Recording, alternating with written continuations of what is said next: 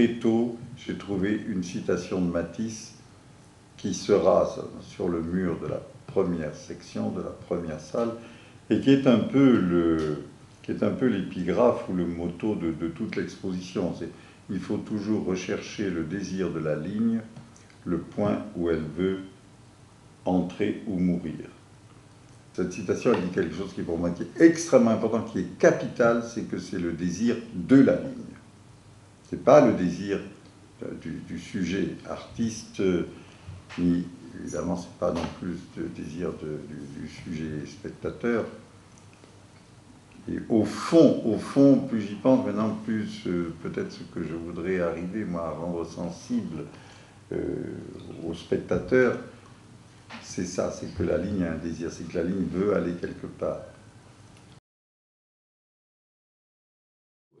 Découvrir des dessins surtout inédits, quoi. C'est ça qui est fascinant, de voir des dessins qui n'ont jamais été sortis, qui n'ont jamais été vus, ou de s'apercevoir que des dessins que l'on croyait non inédits, que l'on croyait vraiment connus, en fait le sont. J'ai trouvé un Turner à la Bibliothèque nationale de France, qui était sous le nom de Turner, dans une boîte marquée à son nom, mais personne ne l'avait vu, il n'avait jamais été publié, je l'ai montré.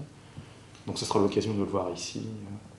L'aspect qui était là depuis le début, mais l'aspect du plaisir à dessiner, l'aspect du geste et de l'initialité du geste, je dirais de la levée de la main, du tracé, du tracement, de l'ouverture de l'espace, a pris de plus en plus d'importance.